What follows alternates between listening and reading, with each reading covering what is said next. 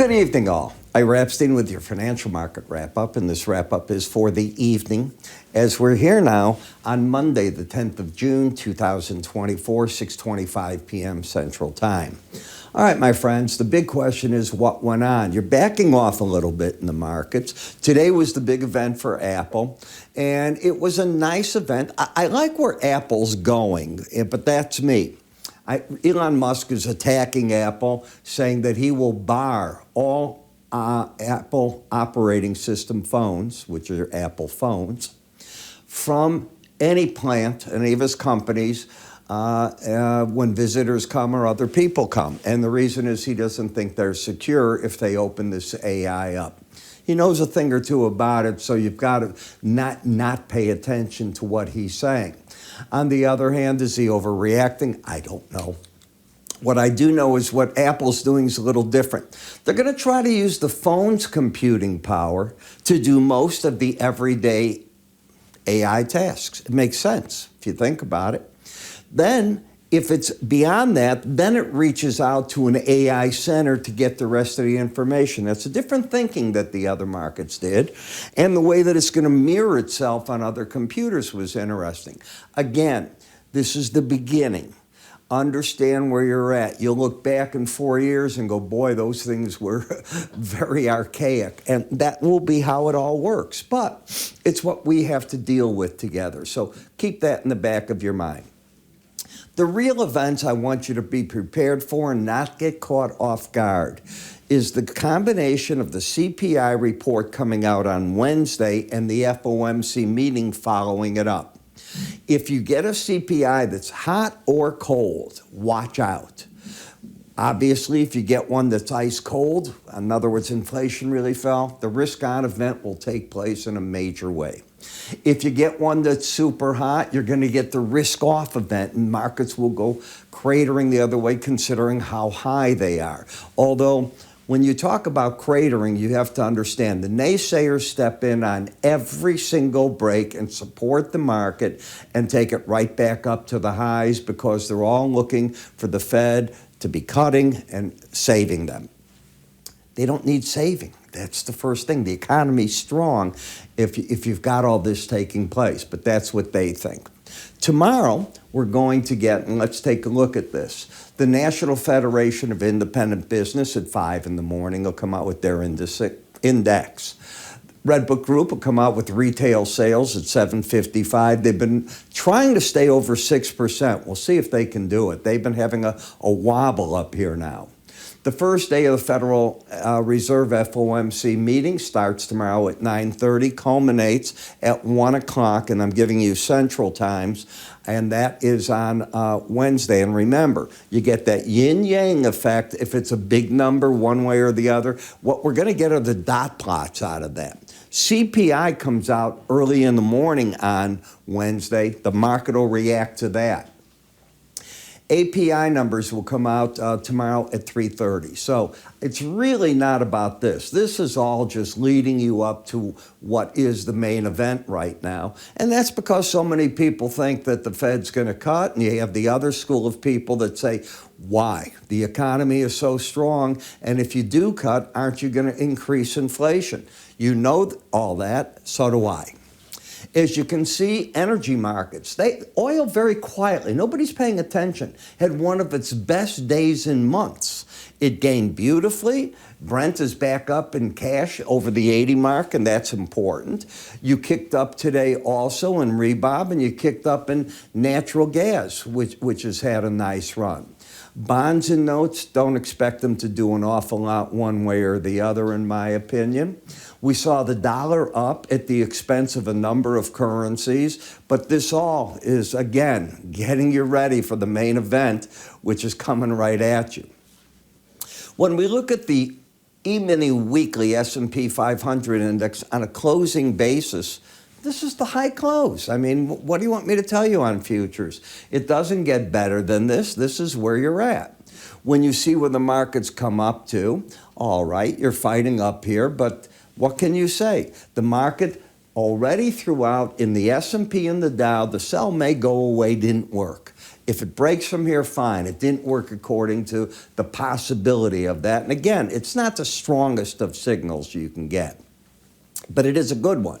It's one that traders pay attention to, otherwise you wouldn't be talking about it.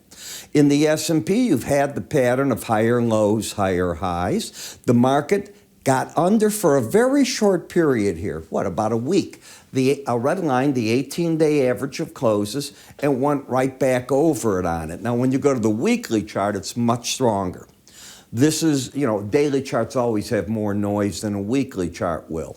And you still have the upside bias. So uptrend, upside bias, but resistance, market has been paying big time attention to the Bollinger Band, but something's happening now. You're narrowing in the band again. Like you did here, you've narrowed it in. Look at how wide it was, and now it's narrowed in. From narrower bands are where the moves often come. Sorry that I'm sniffling. It's allergy season. It's making me crazy. As we look at the overbought condition, you're there. So you're overbought in an uptrend, Bollinger Band resistance, and at the mercy of CPI, PPI, but the trend up going into it at this point in time. In the NASDAQ, it's the same story. I'm a broken record. Just put on replay and you'll know what I'm saying. Overbought, trend up into the upper band, tightening of the Bollinger Band. It's not super tight, not as tight as back here when the market was setting itself up and then you nosedove. We don't know what it'll do right here. That's not the same as that move that I just showed you. The markets that are having what I'll call bear market rallies right now, and let me explain that so that you understand it. When a market's under the 18-day average, I term that the bias of the market is down, bearish. And when you get a rally like this in it, it's what I term a bear market rally. Big time resistance, the 100-day average at 39.86 to 39.145. And you have a similar type package in the Russell, as you can see. Oversold here, and if I come back to the Dow, not oversold. When we look at the 10-year notes, you went from the lower bands right up to the 100-day average and the Bollinger Bands. And for those of you that have taken my charting course, classic what I teach. Typically, a major moving average, the first time you hit it in a Bollinger Band together, work to stop rallies or work to hold the break. That's how I look at that. Same thing here. You might say, where's the 200-day average on these? You don't have 200 days worth of data since we're into September. It'll show very shortly. In the dollar index, you went from the lower Bollinger Band, and again, let me explain. You fought a battle at the 100-day average in the green, had one spike down then to the 200-day average in the gray in the Bollinger Band, and snapped right back. So when you're coming down there, I'm telling my subscribers, no, this is not a spot you add money. It's where you're taking money off the table. And that's what happened. Now, what are the odds of staying over the upper band? 5%. You've knocked out these people, and now the market's waiting for the event. Well, we know when the event's coming, two-prong on Wednesday. Euro's the flip-flop of the dollar. You got up here, came back down, fought your battles. The original battle was fought here with the 200-day average and the 100. And what did you really give up? Nothing. Very little. And then the market falls down to the Bollinger Band, and now it's oversold. British pound, no trend. Higher high, lower low. I don't know where that's going. Bitcoin, I've been saying all week I thought it would go back towards the 70,000 level and try to figure out what to do from there. I don't think I'm too far off. It's what I've been saying in my morning reports and so on over and over, and that's what the market has now done. Okay, the differential between Brent and WTI crashing again. Remember, we were just up to 460, so now it's lost 28 cents of that, and look where it failed. Again, this is a key number, that 18-day average. Now, when we look at the Brent, you've come back to the, what? The 200-day average, next resistance 100 and the 18. This is all an area that's like a magnet. It sucks the market up there, and now the market has to figure what does it do. Could it get a vertical price rise to the upper band? It could, but it's rare. What about WTI? It's a replay. Since they're only $4 apart, they're just traveling with each other right now.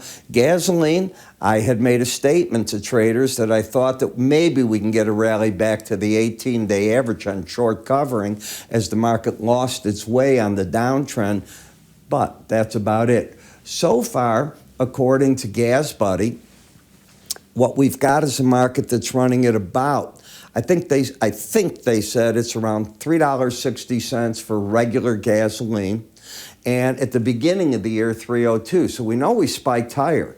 But nationally, we're still at that point. Remember, the Biden administration has at its discretion the ability, and we won't know how they do it, 1 million barrels of gasoline, which is 42 million gallons of gasoline that they can put out there at any point. So trying to get overly bullish on this, I'm not saying it can't happen, I'm saying they're not going to let it happen. A very big difference, or they're going to release gasoline to try to stop that.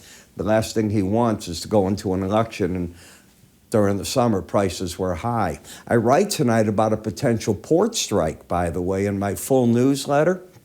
From Boston to Houston, the deal between the dock workers is falling apart. And their opening salvo is they want a 32% pay increase. This is going to be a nightmare because the contract ends September 30th, right in front of the election. We've got to see how that's going to work out. Natural gas, I thought you could make a run, and I said that to the traders. In fact, this morning, if you were following me in my morning spider, first thing I told traders is against that number in the ETF. I couldn't find a way into the futures because of this 200-day average.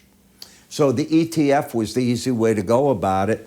As it turns out, it was a winner. And today I had traders take another 25% of the profit. I refuse to have them take everything just yet. The weather is all at play right now, and ETFs are obviously not futures contracts, little different way that I try to have them handle that. You know, you hear me talking about what I do, what I don't do. You can get all this for free by going to iraepstein.com, free offers to give it a try. You decide if I'm saying what you think or not, okay? When you go there, by the way, you get to pick it right here. And that page that I just slipped by, that's at the very bottom of this page. And you fill out your name, your email. If you have any comments for us, write them in there. Typically within 48 hours. We're addressing this and getting everything out to you by email, and away you go. And it's the charting software you see me using. 2 different versions of it. Price counts, my reports. Linn Research, which is phenomenal. Our price counts, which you won't see anywhere else. You want to see them. They're something quite unique. So with that, I'm Ira Epstein. Be sure you hit that. You can also move your cursor to the top there. You'll see an icon. Give it a click and it'll take you there. You have a good evening. I'll catch you first thing in the morning.